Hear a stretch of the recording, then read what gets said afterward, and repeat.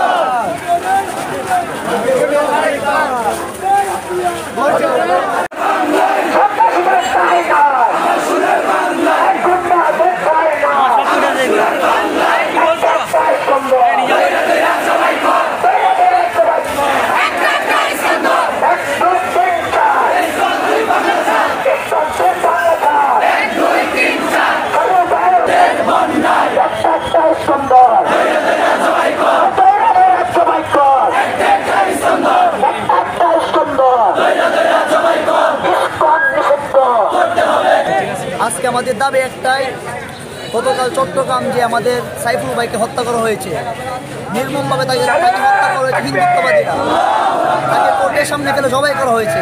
তো এটা মুসলমানের দেশ, 90% মুসলমান থাকতে হিন্দুরা কীভাবে এত বড় সাহস পায়?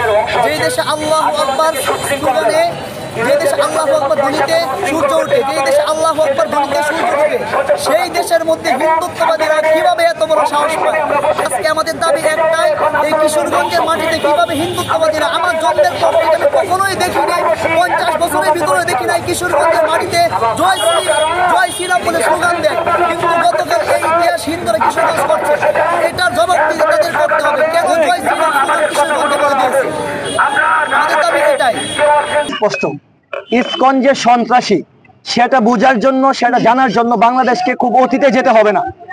গতকালকে ইসকন সন্ত্রাসীরা চট্টগ্রামে যে ঘটনা ঘটিয়েছে, আমরা ভিডিওতে, আপনারা বলতে পারেন যে কোনো ফুটেজ আছে কিনা, ভিডিওতে আমরা স্পষ্ট দেখেছি যে ইসকন সন্ত্রাসীরা আমার মুসলিম ভাই সাইফুল ইসলামকে কিভাবে কুপিয়ে হত্যা করেছে। যারা এইভাবে দিনে দিবালোকে স্পষ্ট প্রকাশ্যে কুপিয়ে কাউকে মারতে পারে, তাদেরকে জঙ্গি বলতে দ্বিতীয়বার ভাবার কোনো সুযোগ নেই। সুতরাং আমাদের বক্তব্য স্পষ্ট যে রাষ্ট্রকে, রাষ্ট্রীয়ভাবে ছাত্রলীগকে যেভাবে নিষিদ্ধ করেছে, ঠিক সেইভাবে ইসকন সন্ত্রাসী গ্রুপকে নিষিদ্ধ করতে হবে। আমাদের আজকের সমাবেশের দাবি হচ্ছে তিনটা। প্রথম দাবি হচ্ছে 24 ঘন্টার ভিতরে সাইফুল ইসলাম আলিফ হত্যার খুনিদের গ্রেপ্তার করতে হবে। গতকালকে খুন করা হয়েছে, গতকাল মাগরিবের দিকে খুন করা হয়েছে, এখন 24 ঘন্টা প্রায় হয়ে গিয়েছে। আমরা গতকালকে রাষ্ট্রকে বলেছিলাম 24 ঘন্টার ভিতরে গ্রেপ্তার করতে, একটা দিন চলে গেল, তারপরেও কেন সেই খুনিদেরকে গ্রেপ্তার করা হলো না? আমাদের প্রশ্ন, এটা কেন গ্রেপ্তার করা হচ্ছে না? আমাদের একটা ভাবার বিষয় বা প্রশ্নের বিষয়, এই যে মুসলিমরা শান্তিপূর্ণভাবে অবস্থান করেছে, এটা কি রাষ্ট্র পছন্দ করছে না? আমরা কি এখন জ্বালাও পোড়াও করব, নাকি আগুন ধরাবো, আমরা ভাঙচুর করব? যদি 24 ঘন্টার ভিতরে আলিফ হত্যার খুনিদের গ্রেপ্তার না করা হয়, তাহলে এই মুসলিম জনতা আর শান্তিপূর্ণ থাকবে না। আমরা কোনো সাম্প্রদায়িক দাঙ্গা চাই না, আমরা হিন্দুদের সাথে লড়াইয়ে নামতে চাই না, কিন্তু রাষ্ট্রকে বলবো, এই মুসলিম তাওহীদি জনতাকে যদি ঠান্ডা রাখতে হয়, তাহলে 24 ঘন্টার ভিতরে আলিফ হত্যার খুনিদের দ্রুত গ্রেপ্তার করতে হবে।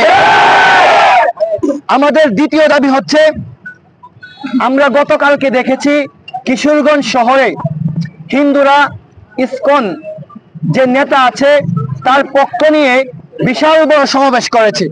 কিশোরগঞ্জ হিন্দু পরিষদের সভাপতি জবাব দিতে হবে, কিশোরগঞ্জে জয় শ্রীরাম স্লোগান কে বা কারা দিয়েছে, তাদের মিছিল থেকে এবং এই স্লোগানের সাথে তাদের সম্পর্ক কি, এটা আমাদেরকে স্পষ্ট করতে হবে।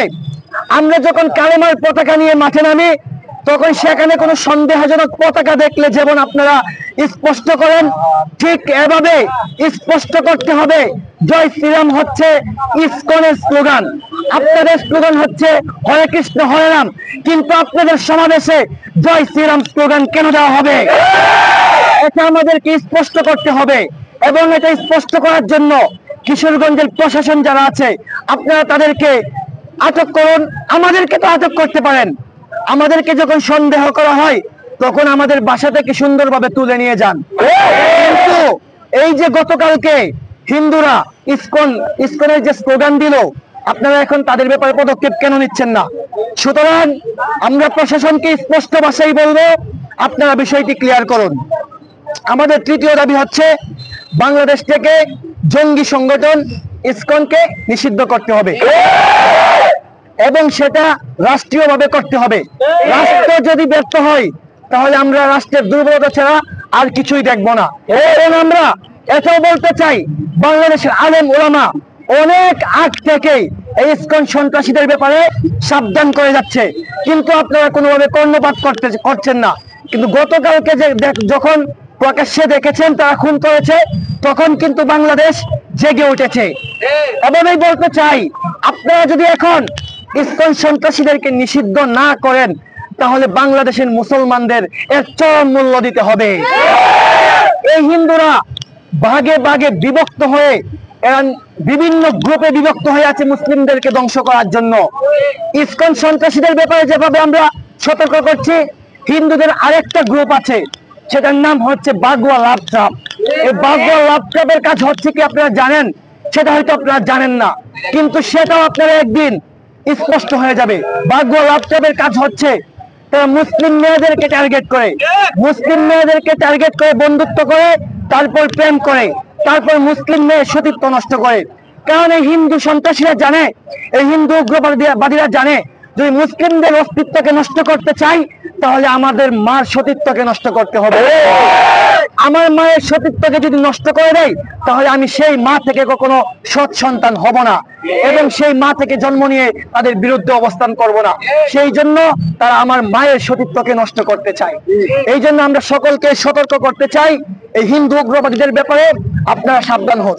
আরেকটা মেসেজ আমরা দিতে চাই পুরো বাংলাদেশকে, কিশোরগঞ্জ হতে একটা মেসেজ দিতে চাই। আপনারা বলেন ইসকন এবং হিন্দু এক না, ইসকন এবং হিন্দু এক না, কিন্তু ইসকন কাদের নিয়ে কাজ করে? ইসকনের মূল শক্তি তো হিন্দুরা। এই যে ইসকন গ্রেপ্তার হওয়ার পর থেকে একের পর এক আন্দোলন, সমাবেশ, মিছিল এগুলো হয়ে যাচ্ছে। এগুলো কারা করছে? কোনো মুসলিম করছে? হিন্দুরাই তো করছে।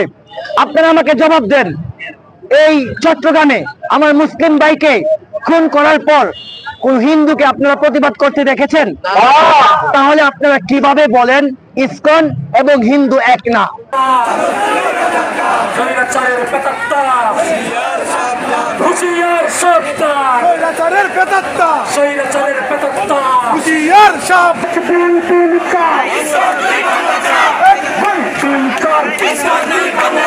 এক দুই তিন চার, এক দুই তিন চার, একটা একটা স্তম্ভ, একটা একটা স্তম্ভ, একটা একটা স্তম্ভ, একটা একটা স্তম্ভ,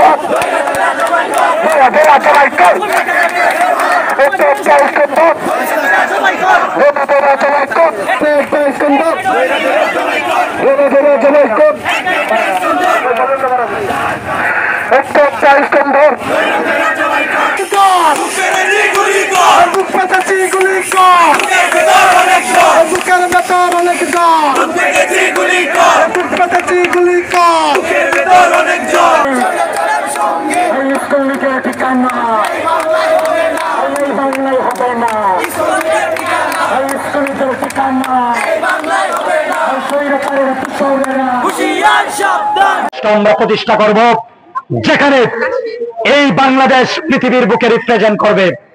আমরা যেমন ডক্টর ইউনূস পৃথিবীর বুকে যে দৃশ্যমান ভোকাল, যে এই বাংলাদেশকে রিপ্রেজেন্ট করছেন, পৃথিবীর একজন ব্র্যান্ড হিসেবে যিনি আছেন, ওনাকে আপনারা সার্বিকভাবে সহযোগিতা করবেন। আমরা ওনার পাশে আছি ইনশাআল্লাহ।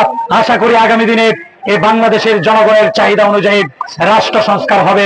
সেই পর্যন্ত আমরা তাদের পাশে আছি ইনশাআল্লাহ। যে সর্বোপরি পরবর্তী যে কোনো কর্মসূচি আসলে কেন্দ্র ঘোষিত সকল কর্মসূচি আমরা সর্বাত্মকভাবে বাস্তবায়ন করব। আপনারা আমাদের পাশে থাকবেন সেই আশা প্রত্যাশা ব্যক্ত করে, সকলের সুস্বাস্থ্য কামনা করে সকলেই নির্বিঘ্নে নিজ নিজ বাসায় যাবেন সেই কথা বলে আজকের প্রোগ্রাম এখানেই সমাপ্ত ঘোষণা করছি। ধন্যবাদ সকলকে।